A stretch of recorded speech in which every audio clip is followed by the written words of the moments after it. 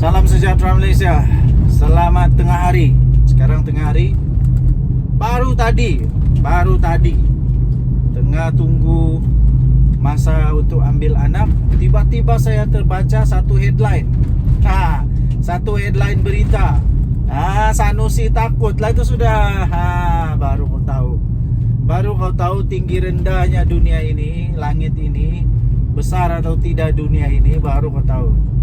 Bila dia sudah kena saman 1 bilion, ambil kau.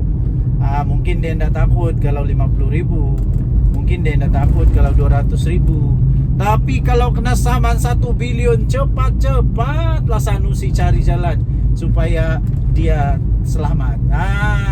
Akhirnya Sanusi tampil. Ini saya sisipkan kepada anda jawaban Sanusi. Sanusi kata kenyataan itu bukan ditujukan untuk DSAT Group. Habis soalan saya senang je. Kalau bukan kepada DSAT, kepada siapa pula?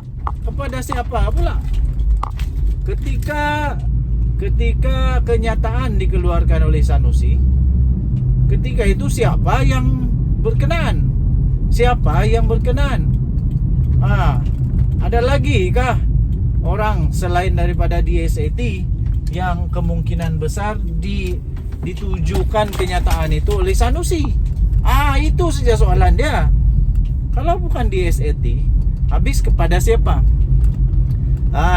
Coba kalau tidak kena saman, mungkin dia tidak cakap begitu. Mungkin.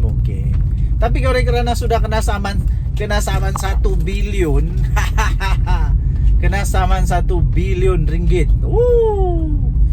Apa kedana lah Sanusi kali ini. Memang dia jual gadai lah segala tin Milo kah, kereta kah, habislah. Miskin lah kau. Memang papa kedana habis. Bukan dia papa kedana, bankrupt, moveless.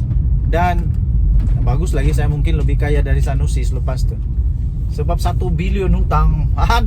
Macam mana mau bayar itu? Saya pikir sampai mati pun tak dapat bayar. Okey, jadi Sanusi bilang dia punya alasan untuk cuba lari daripada kena saman. Dia bilang kenyataan itu bukan ditujukan kepada DSAT Group. Iyalah, betul juga kalau dia cakap begitu, itu hal dia lah. Tapi kita sebagai pembaca, sebagai pemerhati, sebagai rakyat negara Malaysia, kita perlu penjelasan yang lebih baik. Penjelasan habis itu kalau bukan kepada DSAT Group, kepada siapa? Itulah penjelasan yang rakyat mahu. Sebab semua orang boleh cakap apa yang dia mau cakap untuk bebaskan diri, lepaskan diri daripada dia punya saman tu. Semua orang boleh cakap.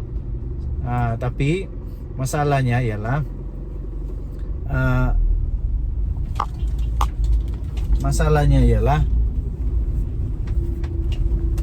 bagaimana untuk dia mau buktikan kalau dia kata itu bukan untuk DSAT, habis kepada siapa? Jadi rasanya DSAT sudah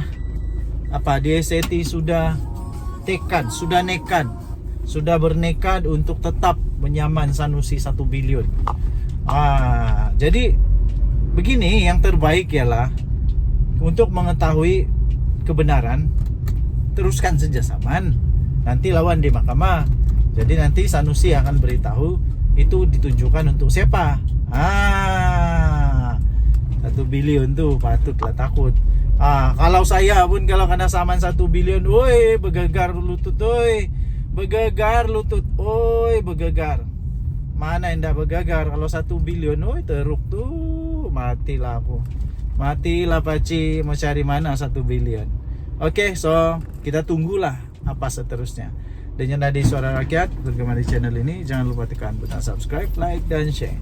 Malaysia kita punya, cinta Malaysia aku, kita jaga kita. Bye bye.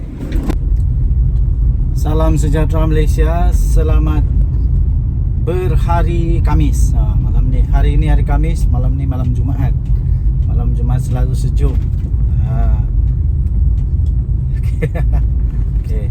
So tuan-tuan dan puan yang dihormati sekalian, Sekali lagi saya ingin ucapkan terima kasih kepada anda semua yang sudah lama bersama dalam channel ini, sehingga subscriber sudah lebih daripada 300,000 subscriber. Kita sudah berjalan bersama-sama dalam channel ini dari susah sampai senang, daripada tidak pandai bercakap sampailah pandai bercakap dengan yakin.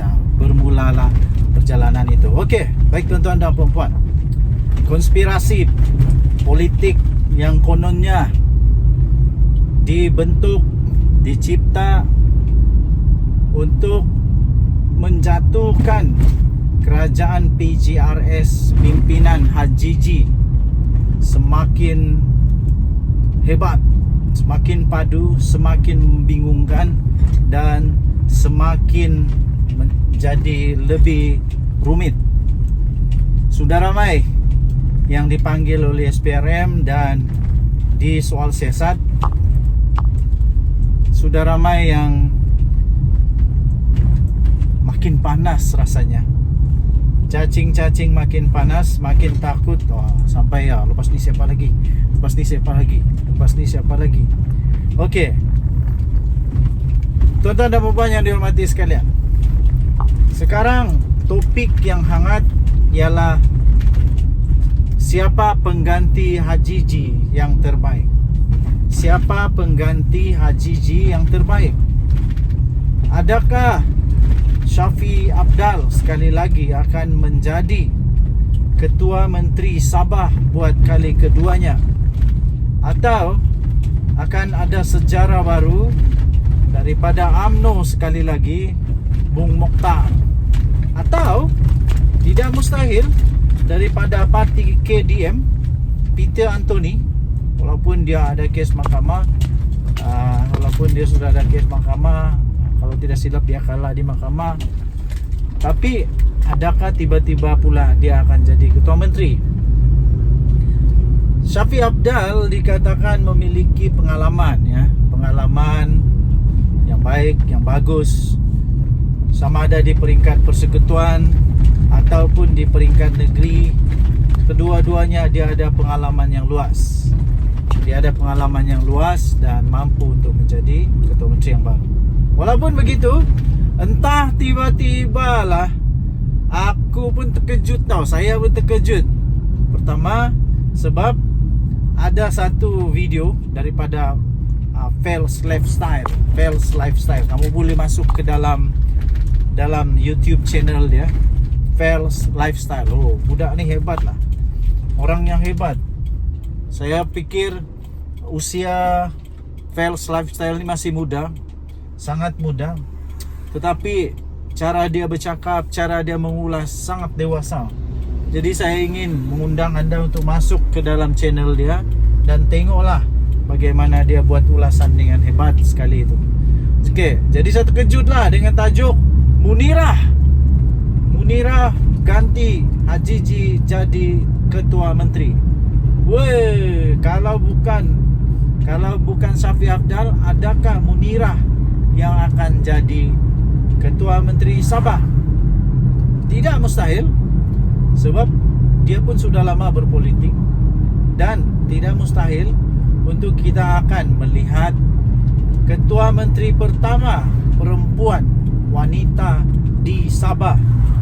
Siapa tahu dengan wanita Ketua Menteri pertama wanita Sabah ini akan membawa perubahan yang drastik kepada Sabah. Siapa tahu Ketua Menteri pertama Sabah ini, kalau dia jadi Ketua Menteri, dia akan membawa satu pembangunan yang cukup luar biasa, dapat menghapus banyak kemiskinan yang ada di Sabah, dapat membangun negeri Sabah. Wah, siapa tahu. Tidak mustahil untuk Munirah jadi Ketua Menteri. Selepas saya tengok video tu, betul pula, ada lagi orang komen di video saya. Dia kata Munirah calon Ketua Menteri Sabah. Wah, saya makin tertanya-tanya, ada apa dengan Munirah? Ada apa dengan Munirah sampai sekarang ini naik pula nama Munirah untuk jadi calon Ketua Menteri Sabah menggantikan Haji G. Okey, so itu pendapat-pendapat orang lah. Bagaimana pula pendapat anda orang-orang Sabah? Adakah anda bersetuju sekiranya kita punya Ketua Menteri adalah Munirah? Saya tidak masalah. Saya tidak ada sentimen apa gender kah, sentimen apa-apalah, tiada. Yang penting dia pandai mentadbir negeri. Yang penting dia dapat bawa negeri Sabah pada pembangunan jadi lebih hebat. Cukup. Jangan makan rasuah, jangan main tipu-tipu, jangan main fitnah-fitnah, main politik yang sihat. Itulah yang saya mau. Okey, tinggalkan komen anda. Denyut Nadi, Suara Rakyat. Bergema di channel ini, jangan lupa tekan butang subscribe, like dan share. Bye bye.